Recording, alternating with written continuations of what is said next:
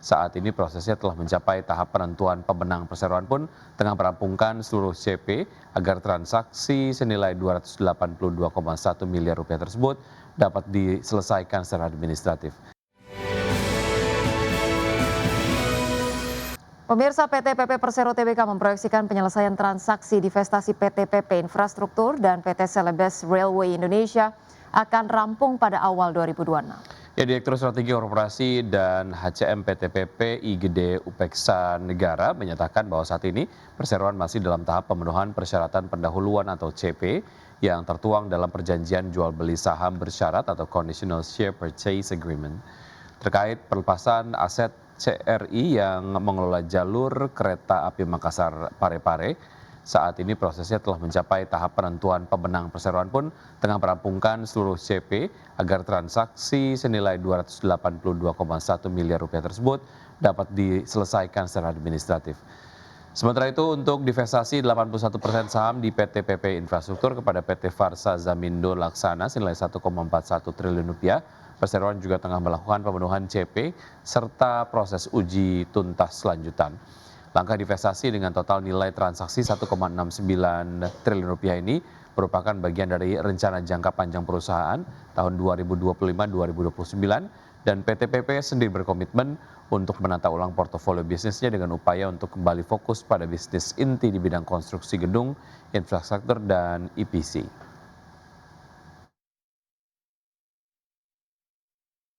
PT Sinergi Inti Andalan Prima Tbk optimistis kinerja di tahun 2026 akan positif dengan pendapatan ditargetkan tumbuh 2 kali lipat. Ya, adapun proyek kabel bawah laut yang diprediksi mulai dijalankan pada kuartal 1 2026 membuat perseroan percaya diri bisa tumbuh lebih cepat di tahun depan. PT Sinergi Inti Andalan Prima Tbk atau emiten dengan kode saham INET optimistis kinerja di tahun 2026 akan positif dengan target pendapatan diincar tumbuh 2 kali lipat. Proyek kabel bawah laut yang diprediksi mulai dijalankan pada kuartal 1 2026 membuat perseroan percaya diri bisa tumbuh lebih cepat.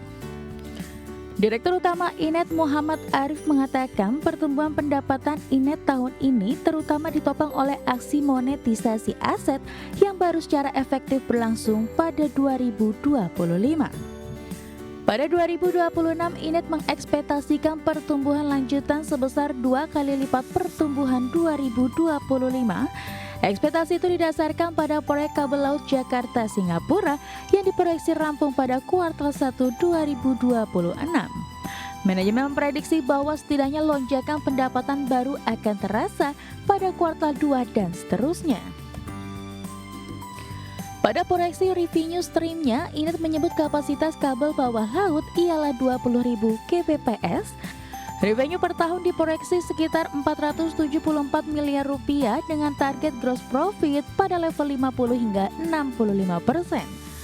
Adapun sepanjang periode Januari hingga September 2025, INET membukukan pendapatan sebesar 68,6 miliar rupiah, melonjak sekitar 195% dari pendapatan tahun sebelumnya yang hanya mencapai 23,28 miliar rupiah. Berbagai sumber IDX Channel. Terima kasih Anda masih bergabung bersama kami. Kementerian Keuangan mencatat realisasi belanja negara hingga 30 November 2025 sebesar 2.911,8 triliun rupiah. Ya, realisasi tersebut ditopang belanja kementerian lembaga sebesar 1.110,7 triliun dan belanja non-kementerian lembaga 1.005,7 triliun serta pendapatan negara mencapai 2.351,5 triliun. Pendapatan negara sampai dengan akhir November ditopang dari penerimaan perpajakan sebesar 1.903,9 triliun rupiah dan penerimaan negara bukan pajak atau PNBP sebesar 444,9 triliun rupiah. Hingga akhir November 2025, defisit APBN tercatat mencapai 560,3 triliun rupiah atau setara 2,35% dari PDB. Hingga 30 November tahun 2025, realisasi APBN menunjukkan kinerja yang tetap terjaga. Pendapatan negara telah mencapai 2.351,5 triliun rupiah atau 82,1% dari outlook, dengan penerimaan perpajakan tetap menjadi kontributor utama. Di sisi belanja, realisasi belanja negara mencapai Rp2.911,8 triliun atau 82,5% dari outlook. Ini mencerminkan belanja pemerintah yang terus diarahkan untuk menjaga momentum pertumbuhan ekonomi dan mendukung program prioritas. Dengan perkembangan tersebut, defisit APBN tercatat sebesar Rp560,3 triliun atau 2,35% terhadap PDB.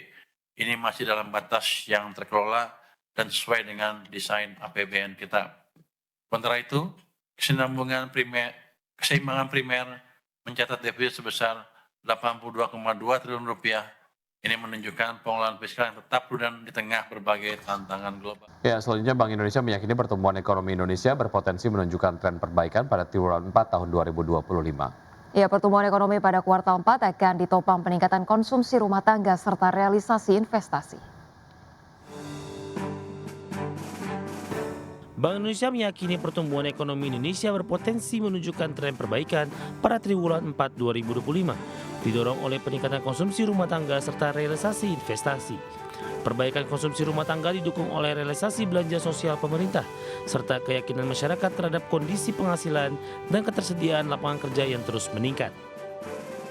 Sedangkan realisasi investasi khususnya pada sektor non-bangunan juga membaik akibat meningkatnya keyakinan pelaku usaha yang tercermin pada pola ekspansi Purchasing Manager Index Manufaktur.